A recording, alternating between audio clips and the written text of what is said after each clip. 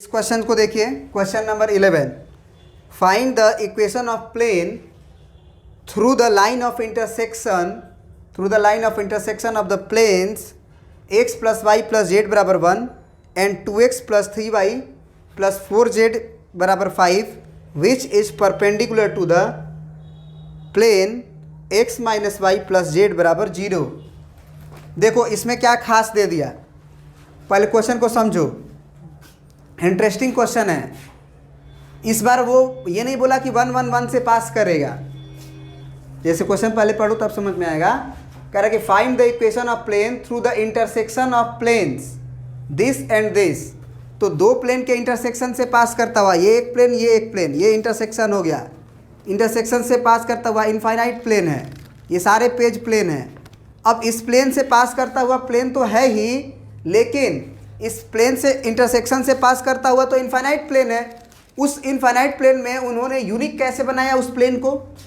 उन्होंने बोला कि वो तो पॉइंट लाइन ऑफ इंटरसेक्शन से पास कर ही रहा था, and which is perpendicular to the plane this. इस प्लेन माने कोई एक हवा में प्लेन दिया हुआ है, उसके परपेंडिकुलर है ये प्लेन, ऐसे पास भी कर रहा है। अब सोचो कि इससे पास करता हुआ प्लेन और किसी खास प्लेन के परपेंडिकुलर, तो निश्चित रूप से वो यूनिक हो जाएगा, क्योंकि उसके परपेंडिकुलर भी रहना है, इससे भी पास करना है। तो अब जरा देखो अब क्या होगा, क्या गणित लगेगा इसमें, क्या दिमाग लगेगा। सबसे पहले बिना सोचे समझे अगर हमको बोला है कि दो प्लेन के लाइन ऑफ इंटरसेक्शन से प्लेन पास करेगा, तो भैया आप कर दो P1 प्लस लेमडा P2 बराबर 0। उसके बाद फिर सोचेंगे, इतना तो पहले लिख देंगे, फिर देखना क्या सोचेंगे और क्या कॉन्सेप्ट होगा। ये सब दिमाग में भी रखो कि क्या किया जा रहा है एक्चुअल में। तो सबसे पहले P1 क्या होगा, तो P1 होगा हमारा x plus y plus z minus 1 बराबर 0। याद रखना R से 0 कर लेते हैं। P2 होगा हमारा 2x plus 3y plus 4z minus 5 बराबर 0। अब लिखेंगे हम लोग क्या, equation of family of plane, family of planes passing through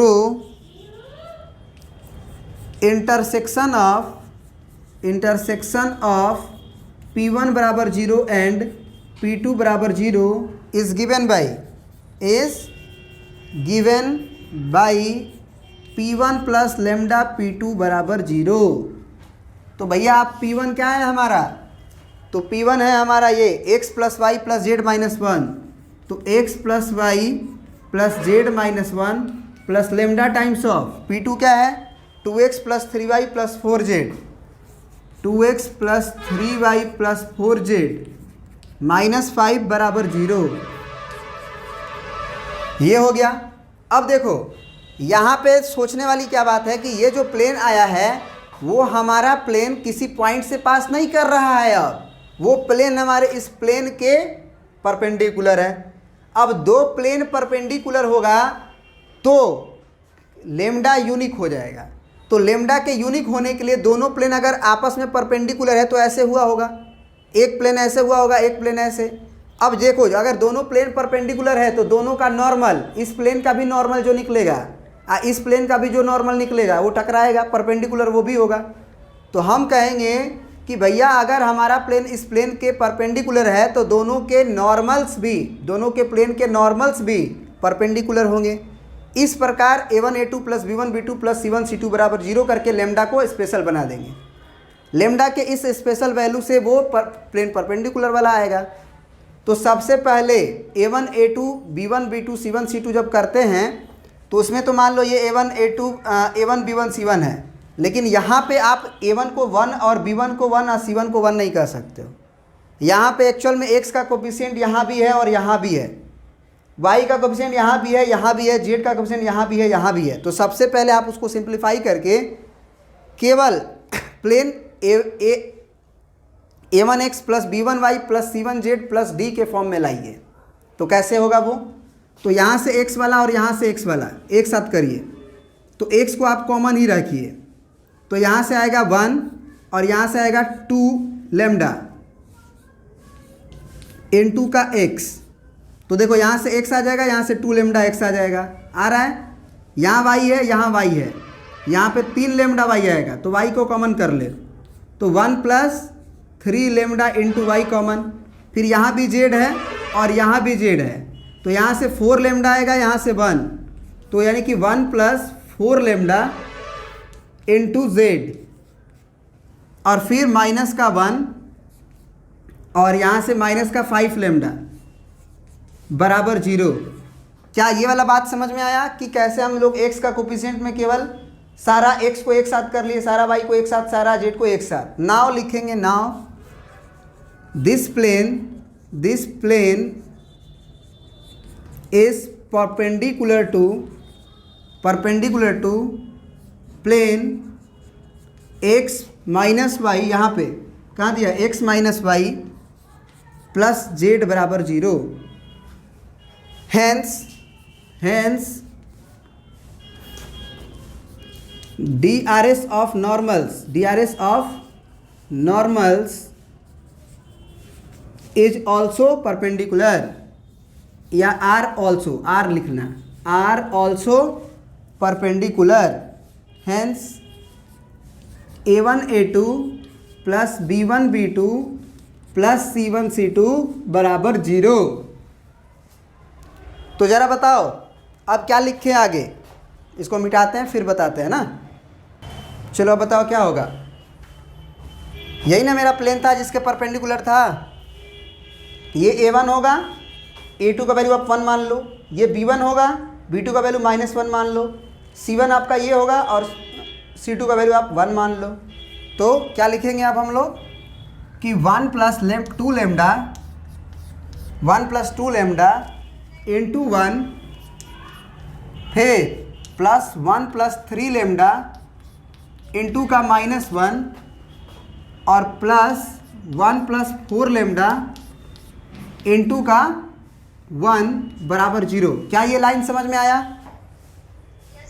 okay, तो यहाँ से आप क्या कर सकते हो, अब 1 प्लस 2 लेमडा, फिर यहाँ पे -1 -3 लेमडा, फिर वहाँ पे आपका +1 + 4 लेमडा बराबर 0। तो यहाँ से देखो 2 गो लेमडा और 4 गो लेमडा, 6 गो लेमडा, यानी कि 3 लेमडा बचेगा क्योंकि -3 लेमडा है, और ये प्लस का 1 -1 का ख़त्म, ये बचेगा +1 बराबर 0। तो लेमडा आ गया आपका -1/3। अब इसी लेमडा का वैल्यू आप किस में पुट करोगे, इसमें पुट कर दोगे, चाहे इसमें पुट कर दोगे, आपका इक्वेशन आ जाएगा। इसी में पुट करो, यही ना माने हो, इसी को आप इक्वेशन नंबर 1 माने रहो। तो क्या लिख दोगे आप, अब अगला स्टेप,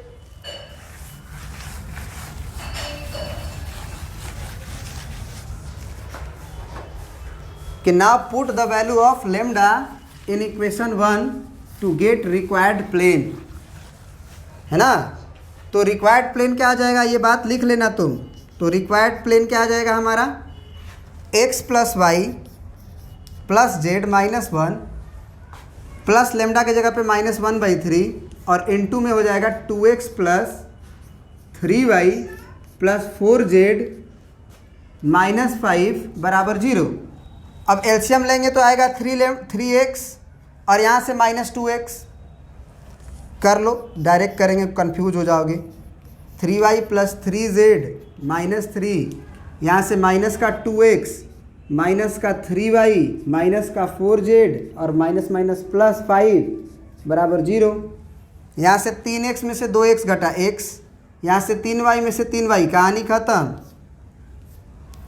3z और -4z, तो माइनस का z, ये माइनस का 3 और वो प्लस का 5, तो प्लस का 2 बराबर 0।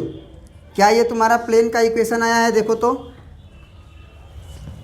x - z + 2 बराबर 0, देख लो।